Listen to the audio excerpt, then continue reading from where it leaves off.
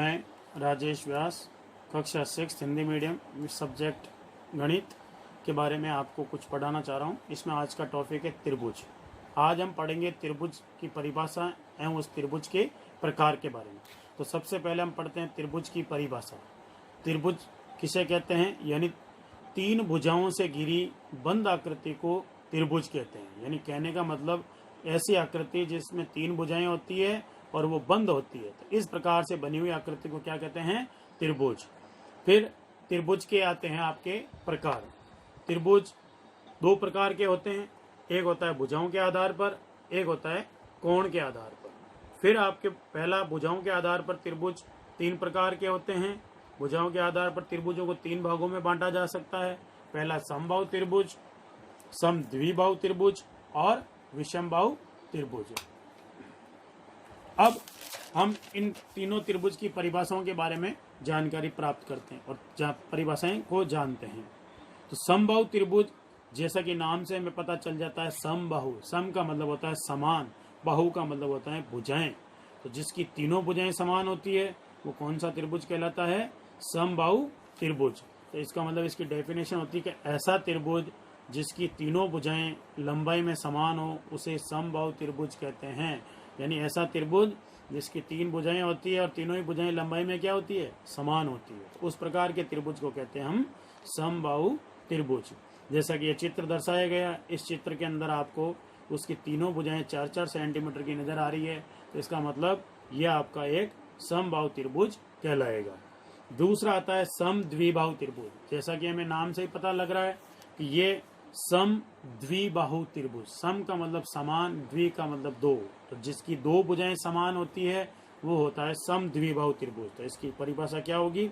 ऐसा त्रिभुज जिसकी दो भुजाएं लंबाई में समान हो उसे समद्विबाहु त्रिभुज कहते हैं। यानी ऐसे त्रिभुज जिसकी दो भुजाएं लंबाई में बराबर होती है उसे समद्विबाहु त्रिभुज कहा जाता है। जैसा कि ये चित्र दर्शाया गया आपको, इसमें इस त्रिभुज की दो भुजाएं ये समान है, ये भी 3 सेंटीमीटर की और ये वाली भुजा भी 3 सेंटीमीटर। तो ये कौन सा त्रिभुज कहलाएगा?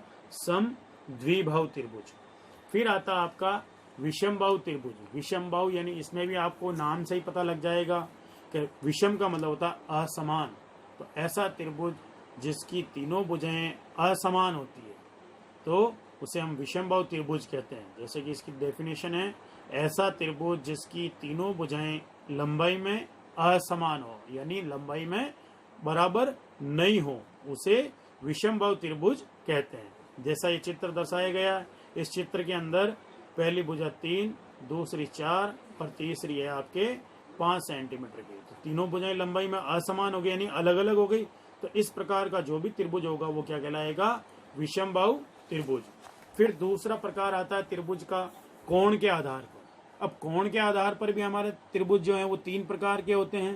पहला न्यून कोण त्रिभुज, दूसरा समकोण त्रिभुज और तीसरा अधिक कोण त्रिभुज।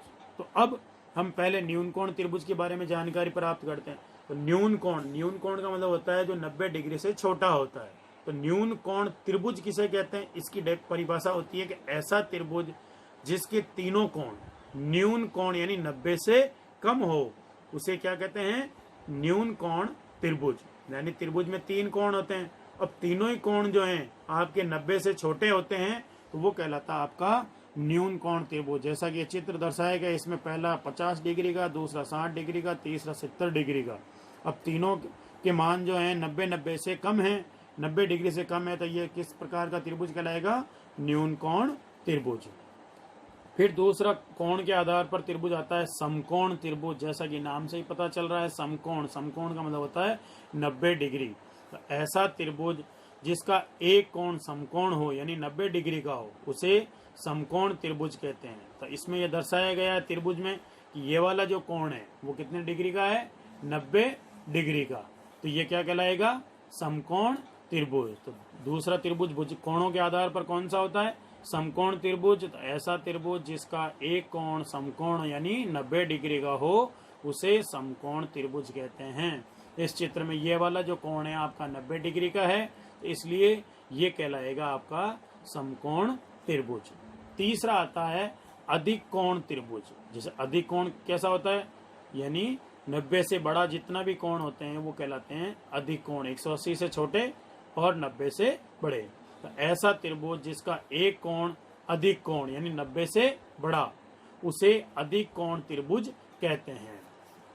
ये हुए आपके त्रिभुज के तीन कोण के आधार पर तीनों प्रकार के त्रिभुजों की परिभाषाएं। तो पहला हमने क्या बताया, कोण के आधार पर न्यून कोण त्रिभुज जिसके तीनों कोण क्या होने चाहिए, न्यून कोण यानी 90 से छोटे।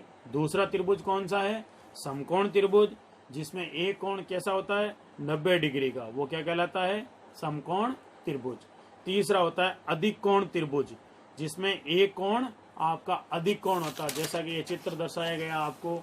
इस चित्र में देखो ये वाला कोण जो है, एक कोण आपका 90 से बड़ा है यानी 105 डिग्री का, तो ये कौन सा कोण हो गया, सॉरी त्रिभुज हो गया आपका अधिक कोण त्रिभुज। अब इस जो मैंने आपको जब बताई त्रिभुज की परिभाषाएं, त्रिभुज के प्रकार यानी भुजाओं के आधार पर, कोणों के आधार पर, भुजाओं के आधार पर भी 3 प्रकार के, कोणों के आधार पर भी 3 प्रकार के। भुजाओं के आधार पर समबाहु त्रिभुज, समद्विबाहु त्रिभुज और विषमबाहु त्रिभुज। इसी प्रकार कोण के आधार पर भी 3 प्रकार के होते हैं। पहला होता है न्यून कोण त्रिभुज, दूसरा समकोण त्रिभुज और तीसरा अधिक कोण त्रिभुज। अब इन सब के आधार पर मैं आपको कुछ गृह कार्य के लिए कुछ प्रश्न दे रहा हूं, उन प्रश्नों को आपके प्रश्नों का उत्तर देने हैं। पहला प्रश्न है त्रिभुज किसे कहते हैं, तो आपको इसमें त्रिभुज की क्या लिखनी है, परिभाषा लिखनी है। दूसरा क्वेश्चन है आपका भुजाओं के आधार पर त्रिभुज कितने प्रकार के होते हैं, परिभाषा लिखो। तो पहले आपको भुजाओं के आधार पर त्रिभुज के प्रकार लिखने हैं, कितने प्रकार के होते हैं, फिर उन तीनों त्रिभुज की परिभाषा लिखनी है। फिर तीसरा क्वेश्चन है कोण के आधार पर त्रिभुज कितने प्रकार के होते हैं, नाम लिखो। इस प्रश्न में आपको कोणों के आधार पर त्रिभुजों के नाम लिखने हैं और उसके बाद में आपको उस त्रिभुज के केवल नाम लिखने हैं, इसमें परिभाषा नहीं लिखनी है। That's all. आज आपका टॉपिक इस प्रकार से समाप्त हुआ। आशा करता हूँ आपको अच्छी तरह से समझ में आया होगा। धन्यवाद।